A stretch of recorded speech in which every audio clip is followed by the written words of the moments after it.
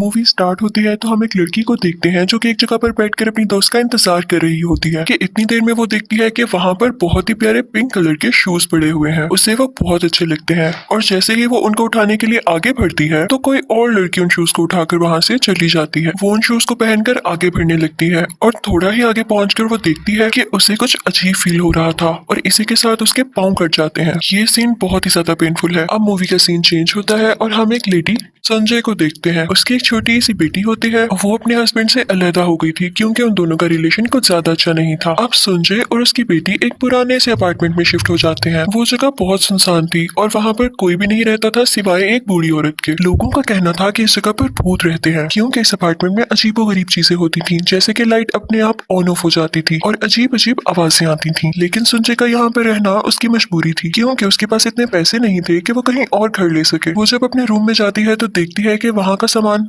काफी खराब है और वहाँ पे सब चीजों को रिपेयर होने की जरूरत है। सुंजी सोचती है कि मैं देर ना करते हुए खुद ही रिपेयरिंग स्टार्ट कर दूं। तो वो एक बल्ब को ठीक करने लगती है लेकिन तभी बल्ब में ब्लास्ट होता है और एक चिंगारी उसकी आंख में लग जाती है। फिर वो अपने एक दोस्त के पास जाती है जो कि डॉक्टर थी और यहाँ हमें पता चलता है कि संजय खुद भी एक डॉक्टर है और उसका क्लिनिक अभी बन रहा है यानी अंडर कंस्ट्रक्शन है। फिर हम देखते हैं कि संजय स्टेशन पर घर जाने के लिए वेट कर रही होती है और उसे वही सेम शूज नजर आते हैं। वो पिंक शूज देखने में बहुत प्यारे थे। संजय इधर उधर देखती है कि क्या इन शूज का मालिक तो नहीं खड़ा वरना मैं ये उसे लौटा दूं, लेकिन देखने पर उसे कोई भी नजर नहीं आता। तो वो शूज उठाकर अपने साथ घर ले आती है। घर आकर जब वो शूज पहनती है तो उसे बहुत अजीब लगने लगता है और वो कुछ विजन्स देखने लगती है कि एक लड़की इन शूज को पहनकर डांस कर रही होती है। उसका डांस बहुत ही अच्छा था और साइड पर खड़ी एक और लड़की उसको देखकर काफी जेलस हो रही थी। संजय को लगता है कि शायद वो थकी हुई है इसलिए उसे इस तरह के विजन्स आ रहे हैं। तो वो इस बात को इग्नोर कर देती है और तभी उसकी बेटी वहां पर आती है। वो कहती है कि मॉम मुझे भी ये शूज ट्राई करने दें, कितने प्यारे हैं। तो उसकी मॉम उसे मना कर देती है कि नहीं, बिल्कुल भी नहीं। अगले दिन संजय अपनी बेटी को स्कूल छोड़ने के बाद उस जगह पर जाती है जहाँ पर उसका क्लिनिक बन रहा था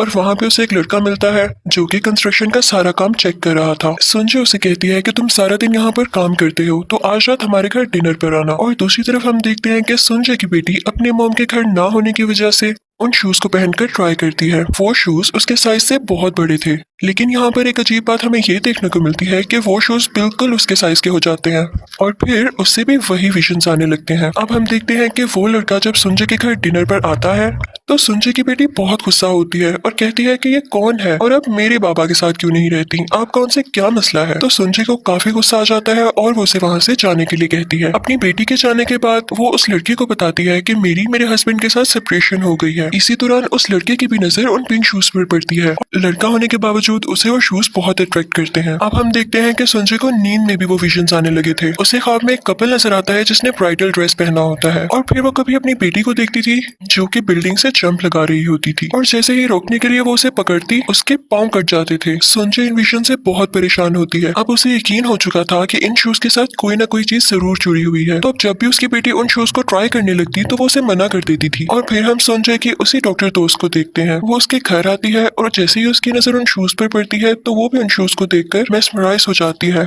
यानी उसे भी वो शूज बहुत अच्छे लगे थे। जैसे ही संजय थोड़ा दूर जाती है तो वो उन शूज को चुराकर भाग जाती है। न जाने उन शूज में ऐसा क्या था कि एक दोस्त दूसरी दोस्त की चीज चोरी करने पर भी मजबूर हो गई और जैसे ही वो शूज लेकर बाहर जा रही होती है तो उसे लगता है जैसे उसका कोई पीछा कर रहा है और तभी कोई पीछे से उसके फेस पर हाथ रख लेता है और उसकी आंखें बाहर निकाल देता है और उसे जोर से धक्का देता है जिसकी वजह से वो एक शीशे में जाकर लगती है और वह शीशा टूट जाता है जिसकी वजह से उसकी भी डेथ हो जाती है और उन शूज की वजह से उसके पाँव भी कट जाते हैं। और तभी हम देखते हैं कि वो पिंक शूज वहाँ से गायब हो जाते हैं। जब पुलिस को इस बारे में पता चलता है तो वो उसकी डेड बॉडी अपने साथ ले आते हैं और उसकी दोस्त संजय से इन्वेस्टिगेशन करते हैं क्योंकि वो आखिरी बार उसी के घर आई थी।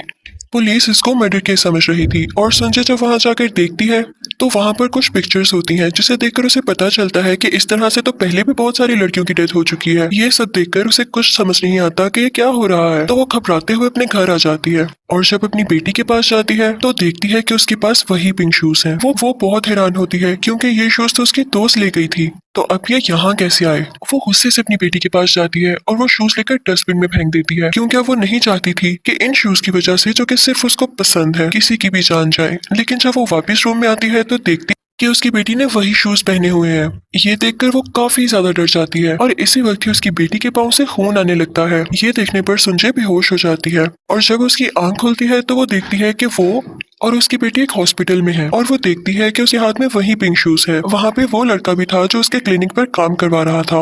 वो उसे ऊपर टेरिस पर ले जाता है और उसे बताता है कि मुझे 60 साल पुरानी एक पिक्चर मिली है जिसमें एक लड़की ने सेम ऐसे शूज पकड़े हुए हैं। सुंजय इन शूज के बारे में अब और जानना चाहती थी तो वो उस लड़के के साथ इन शूज के बारे में पता करने चली जाती है। वो सोचती है कि उसके अपार्टमेंट में जो बूढ़ी औरत रहती है शायद उसे कुछ इन पुराने शूज के बारे में पता हो, क्योंकि जब उस बूढ़ी औरत ने उसके हाथ में वो पिंक शूज देखे थे तो उसने उससे कहा था कि इसको फेंक दो और ऐसे लगता था जैसे उन शूज से उसको डर लग रहा है। अब वो दोनों उस बूढ़ी औरत के पास जाते हैं। वो दोनों उससे पूछने लगते हैं लेकिन वो काफी डरी हुई होती है और कुछ भी नहीं बताती। वो दोनों उससे रिक्वेस्ट करते हैं तो वो कुछ बोलना स्टार्ट होती है। वो बताती है कि जब वो यंग थी तो वो एक लड़की ओकी के घर काम किया करती थी। वो लड़की डांसर थी। वो एक लड़की से नफरत किया करती थी क्योंकि उससे बहुत जेलस फील करती थी। उस लड़की का नाम गायको था और उसका दोस्त उसका बहुत ख्याल रखा करता था। यही वजह थी कि ओकी उससे जेलस थी। एक दिन उस लड़के ने गायको को वही पिंक शूज गिफ्ट किए जिसे देखकर उस डांसर के दिल में भी ये बात आई कि उसे भी वैसे ही शूज चाहिए और उसने गायको के फ्रेंड को अपने जाल में फंसाना शुरू कर दिया और वो उसकी बातों में भी आ गया। लेकिन एक दिन गायको ने उन दोनों को एक साथ देख लिया जिसके बाद वो वहां से चली गई, लेकिन उसका दोस्त उसके पीछे उसे मनाने आया और जब डांसर ने ये देखा तो भी उसे बहुत गुस्सा आया कि ये अभी भी उसी से प्यार करता है और उसने गुस्से में गायको को मार दिया और उसके दोनों पांवों को भी काट दिया और फिर उन पिंक शूज को पकड़कर जोर जोर से हंसने लगी और गायको का दोस्त भी उसके साथ शामिल था। उस दिन ये ओल्ड लेडी भी वहीं पर थी और सब कुछ देख रही थी, लेकिन ये दोनों नहीं जानते थे कि वो भी वहां पर है। और फिर हम उस डांसर को और गायको के दोस्त को ब्राइडल ड्रेस में देखते हैं, यानी वो दोनों शादी कर रहे थे और उस डांसर ने वही पिंक शूज पहने हुए थे कि तभी गायको की सोल वहां पर आती है और उन दोनों को मार देती है। और अब वो यही करना चाहती थी कि जो भी उसके पिंक शूज को हाथ लगाएगा वो उसे जिंदा नहीं छोड़ेगी। संजय काफी डर जाती है और फिर उसकी डेड बॉडी ढूंढने लगती है। अब जैसे ही उसे उसकी बॉडी मिलती है वो उसके शूज उसके साथ एक कफिन में रख देती है। ये सब करने के बाद वो काफी रिलैक्स होती है कि हो सकता है कि गायको अब हमें तंग ना करे क्योंकि अब हमने तो उसके पिंक शूज भी वापस कर दिए हैं।